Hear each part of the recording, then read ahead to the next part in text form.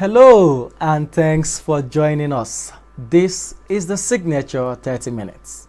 I am Oboman Marvelous. In the headlines, Nigerians react to the no vaccination, no foreign traveling policy of the federal government. The National Agency for the Control of AIDS set to engage with rural communities. Court summons Malami Emefiele Magu Falana to testify in Mena's 2 billion naira corruption case. And now the details. The federal government has declared that Nigerians who wish to travel to foreign countries must present proof of taking the COVID-19 vaccine before traveling. In view of this, many Nigerians have reacted to the federal government's policy of no vaccination, no foreign traveling. The National Agency for the Control of AIDS has launched People Living with HIV Community Engagement and Nigerians Maiden Community-led Monitoring Report and Framework on Wednesday in Abuja. The initiative was introduced to scale up HIV community responses to at least 30% by 2030.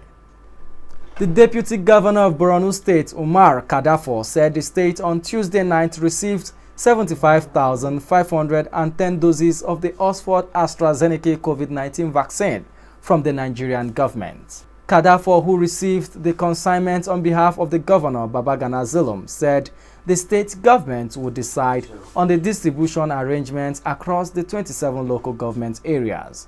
The deputy governor received the vaccines in the company of the chief of staff to Zulum, officials of the State Primary Healthcare Development Agency, and a team from the World Health Organization. Speaking to journalists after receiving the vaccine, the deputy governor said the government would soon announce when the vaccine will be made available for targeted members of the public. The Lagos State Traffic Management Authority (LASTMA) has advised Lagosians to always put on a face mask in public space to avoid being infected with the second wave of COVID-19. The Public Relations Officer of the authority, Olumide Filade, made the plea in an interview with newsmen on Wednesday in Lagos State. According to Filade, it is not only LASTMA that is saddled with the responsibility of arresting passengers without the use of face masks, but all other law enforcement agencies. The Public Relations Officer further said that anybody arrested without using a face mask in public space would be charged to court. The Federal High Court in Abuja has summoned the Attorney General of the Federation, Abubakar Malami, and the Governor of Central Bank, Godwin Emefiele, to testify in the ongoing trial of the chairperson of the defunct pension reform tax team, Abdulrasheed Maina. The High Court also summoned a former acting chairman of the Economic and Financial Crimes Commission, EFCC, Ibrahim Magu, and Femi Falana, a senior advocate of Nigeria.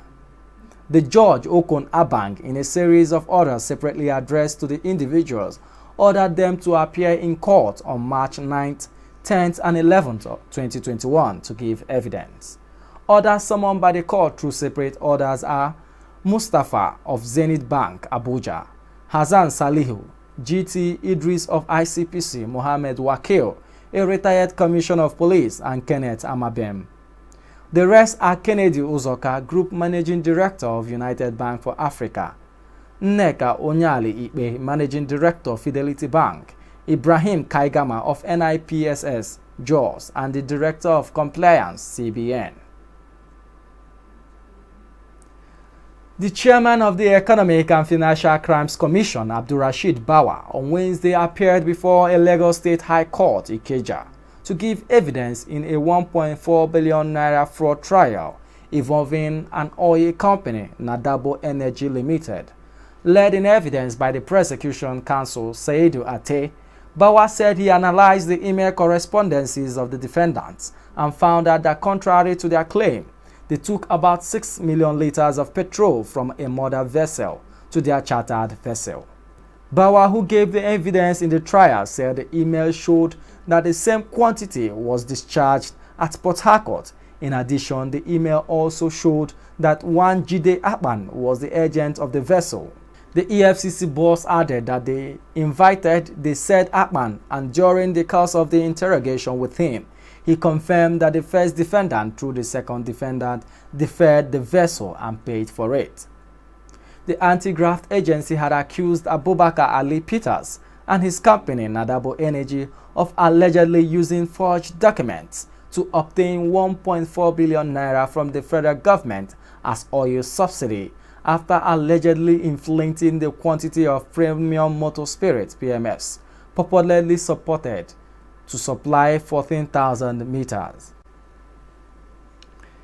A federal court in Lagos on Tuesday turned down an application to vacate an interim injunction it granted last month directing 20 Nigerian banks to block the accounts of Shell Petroleum Development Company of Nigeria, SPDC, and its subsidiaries.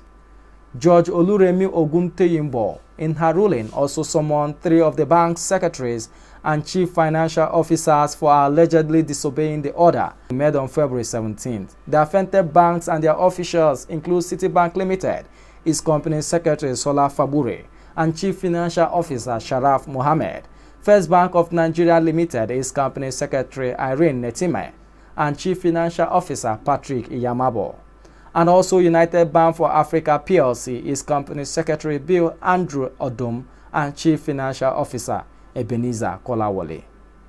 The judge ordered them to appear before it on the next adjourned date on March 29th, adding that she would issue a warrant for their arrest if they failed to appear. The Comptroller General of Nigerian Immigration Service, Mohammed Babandede, has advised passport applicants to apply through his verified website and not through third parties who are out to defraud them of their hard-earned money. This is coming as the attention of the Comptroller General was drawn to a certain publication on the Instagram page of one online platform known as wakanal.com, offering to assist prospective passport applicants to procure various categories of passports at given sum of money. The Nigerian Immigration Service, in a statement signed by its public relations officer Sunday James, said no travel agency was authorized by the government to charge or procure passports for travelers. The service accused wakanal.com of charging applicants 57,000 naira for a 64-page 5-year validity passport, which cost 35,000 naira, and also 95,000 naira for a 64-page 10-year validity passport, which costs 70,000 naira. The People's Democratic Party has elected a new South-South National Vice Chairman, Dan Obi. Obi, who was returned unopposed at the party's zonal congress held at the Obiwale International Conference Center, Port Harcourt, pulled 960 votes out of the 964 votes cast on Tuesday. In his acceptance speech after the inauguration of the new leadership of the party in the zone, Obi pledged to reposition the party and make it stronger in 2023. He assured that the new executive would not betray the trust and faith reposed in them by the delegates. He commended the PDP governors in the zone for continually keeping faith in the party.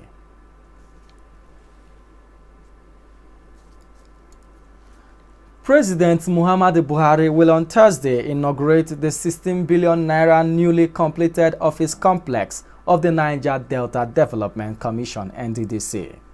The Minister of Niger Delta Affairs, Godswill Akpabio, announced this on Tuesday while briefing newsmen in Port Harcourt, the Rivers State capital. Akpabio said that the building, which started in 1996, witnessed a slow pace of work until 2019 when Buhari-led government committed to its completion. Akpabio said although the building had been completed, he would still meet with the Federal Executive Council to approve a contract for its furnishing. He frowned at past NDDC administration boards, which he said preferred to pay 300 million naira yearly to rent its old office rather than focus on completion of the office building. The minister said after the inauguration, the ministry, National Assembly and others would meet to reorganize the operations of the NDDC.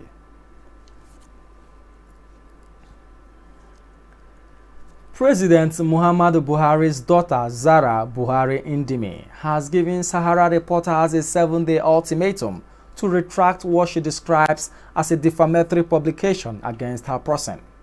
She gave the ultimatum in a letter to the newspaper and signed by her counsel, Nasiru Adamu, a senior advocate of Nigeria. In the letter, Mrs. Ndimi also demanded a public apology from the media outfit. Sahara reporters had reported that Nasiru Dano, a close ally of President Buhari and some top officials of the Nigerian Customs Service, recently defrauded the Nigerian government of 51 billion naira. The medium also said the 51 billion naira was meant to improve customs revenue. It said 2.5 billion was also transferred to a foundation owned by Mrs. Ndimi, for which Mr. Dano is a signatory. But in her reaction, the president's daughter denied all the allegations and demanded a retraction, adding there was no way Dano could be a signatory in a foundation she owned.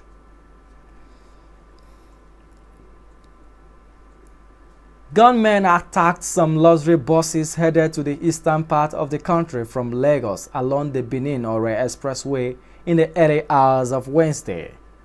The driver, one of the buses, was shot dead in the incident, which reportedly happened in between two military checkpoints in Ondo State. An eyewitness said two of the buses attacked belongs to the Yon Shagro Company, while another is operated by Ifeanyi Chukwu Motors.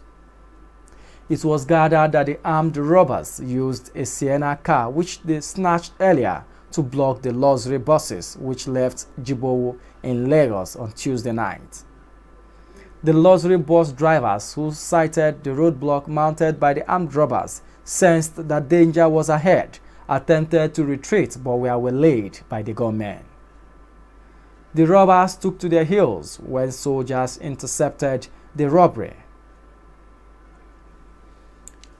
And now moving over to sports. Manchester City's UEFA Champions League last 16 second leg against Borussia Mönchengladbach has been switched from the Etihad Stadium to Budapest due to coronavirus travel restrictions. It is the latest match to be moved to a neutral venue in the Champions League and Europa League this season. Manchester City won the first leg, which was also held in the Hungarian capital, 2-0. European football's governing body, UEFA, confirmed that the match will be played at the Puskás Arena in Budapest. The match is scheduled for March 16th at 20:00 GMT. Before we end the news, another look at our major stories. The federal government has declared that Nigerians who wish to travel to foreign countries must present proof of taking COVID-19 vaccine before traveling. The National Agency for the Control of AIDS has launched People Living with HIV Community Engagement and Nigerians Maiden Community-led Monitoring Report. The Federal High Court in Abuja has summoned Abubakar Malami, Godwin Emefiele to testify in the ongoing trial of the chairperson of the defunct pension reform tax team, Abdulrasheed Maina. Please do well to stay safe, maintain physical and social distance, and wear your nose masks while going about your daily activities. And that's the signature 30 minutes. On behalf of my producer, Anita Eze, I am Oboman Marvelous. Thanks for watching.